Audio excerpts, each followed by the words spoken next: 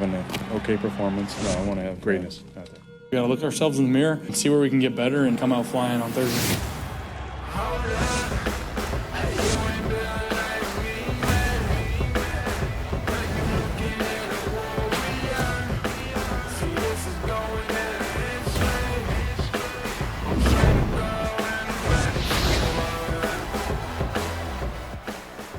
Thursday night football heads to Lambeau Field tonight as the Eagles attempt to avoid their worst start since drafting Carson Wentz. Meanwhile, that bad man Aaron Rodgers and the Packers are hot to start the season and looking to go 4-0 for the first time since 2015. So, Max, I'll start with you. Who wins tonight between the two of them?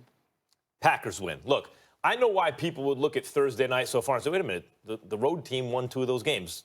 Week 1 doesn't count because Thursday is like any other day, week 1. It's not like you're coming off a short week. Not really. And so the Packers win week 1 as the road team. Who cares? Next week, Panthers lose as the home team, right? But Cam Newton was, as it turns out, on 1 foot. So there was a real reason that the Panthers weren't really operating well. Then the Jags win at home. And if we look at last season and recent seasons, road teams on Thursdays get slaughtered. Their defense is tired, obviously, right? And so you look at the Packers, is there a reason that is Aaron Rodgers hurt? No. Is Aaron Rodgers due for a big game? Yeah. We think Aaron Rodgers go to week 4 and no big performances. So you have an Aaron Rodgers with a defense at home, short week, due for a big game against an Eagles team that's kind of, as I said, like not playing demoralized exactly, but not really playing for Carson Wentz the way they've played for Nick Foles over the past couple seasons. This has all the ingredients, and I'm expecting a Packers win, according to Hoyle. That's not exactly the right expression for this situation, but you get the idea. Let me say this. It's more emotional than anything else, and we'll go with the Eagles to win the night's game. And the reason why I say it's emotional is because this is their season on the line as far as I'm concerned. You don't win this game, you have no shot at winning the division because you'd be probably 3 back of the Dallas Cowboys. You'd have, even if you beat them twice when you faced them during the season, you'd still be a game back, for crying out loud. I just think that's an insurmountable situation to overcome if you're the Philadelphia Eagles. I think they know it, and I think the heightened level of urgency will definitely take a fold. Let's also remember the fact that this is still a 9th-ranked offense. The notion, the fact that Carson Wentz is completing only 61% of his passes, that's a misnomer. Mac Hollins has dropped passes. Miles Sanders, the rookie running back, has dropped passes. The rookie wide receiver, J.J. Arcega-Whiteside, he dropped a short touchdown pass.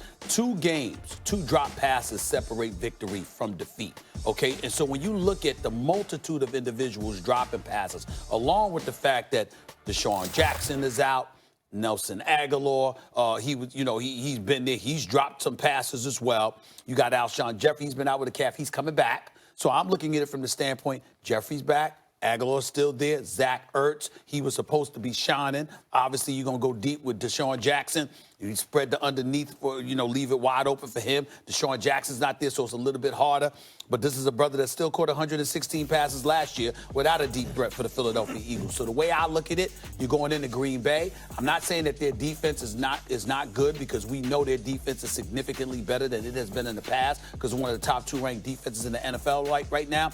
But I also think that that's a misnomer. I can't believe that in one off season, the Green Bay Packers went from that to what they appear to be now. I just find it hard to believe. So I think it's one of those situations where their defense is good, but not great.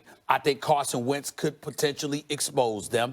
I think other guys are going to step up and stop dropping the damn passes for crying out like I'm catch the ball tonight. And I think the Eagles escape with something along the lines of 33-30 at Lambeau Field, and they saved this season by winning the night. The Eagles' offensive line has not played up to expectations. That's true. Going in, and the Cowboys obviously have. And when you say this is must-win for them, I disagree with that, too.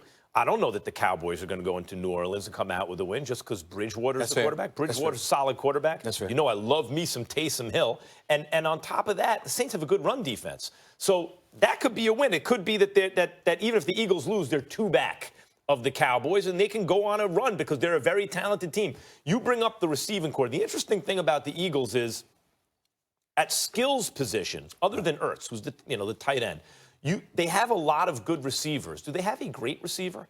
No. They have guys who can run. Who's the great running back on the Eagles? Who's the great receiver? It doesn't exist. Doesn't exist. But they do have talent. They, believe it or not, as old as he is, they need to utilize Darren Sproles a little bit. Yeah, right. It's amazing. It's amazing. What is he? His 16th season, and he still has value in the league. It's unbelievable. But they don't have really. When you look at the offense, it's the kind of offense that needs to be well coordinated, right? They have a lot of pieces that can do a lot of things, but they don't have a Julio Jones at receiver or, a Saquon Barkley at running back.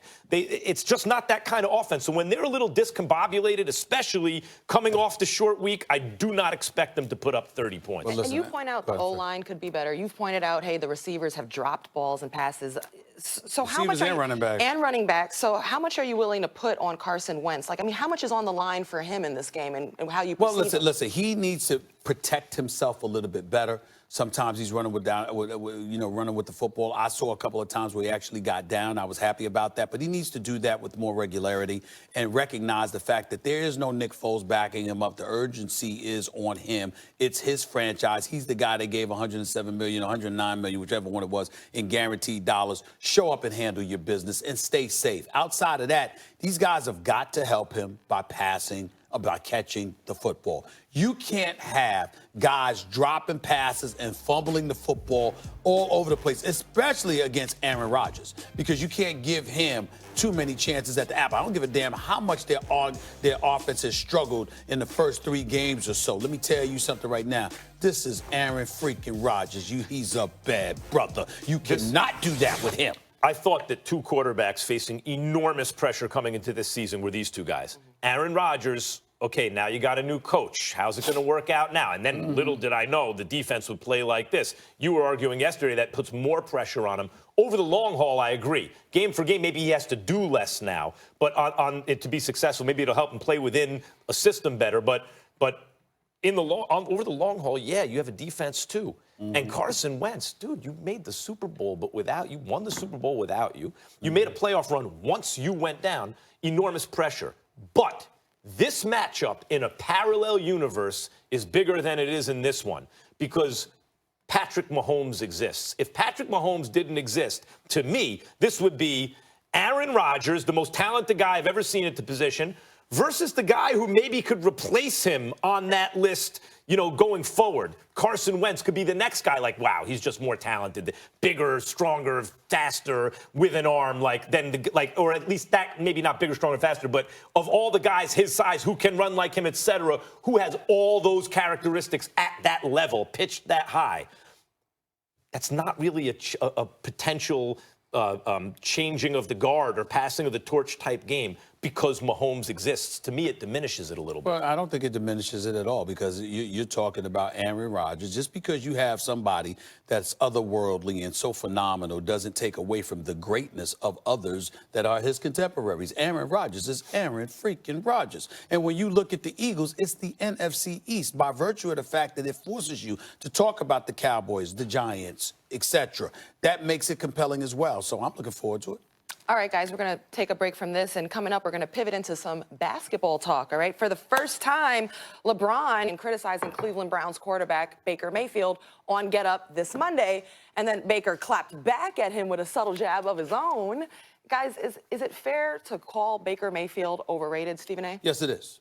That's not to say he is overrated, but it is fair to call him that at this particular juncture because more so than the early season performance of Baker Mayfield and the Cleveland Browns, remember, it was preceded by their chipper, the chitter-chat, talking a little bit too much about what they were going to do instead of recognizing the fact that you hadn't accomplished anything yet. This is the National Football League. And one of the reasons why I bring it up is because, let's say, for example, Max, we're talking about the NFL, and obviously Roz as well. We're talking about the NBA. That's a little bit different because guess what, Max? I could lose a game, right?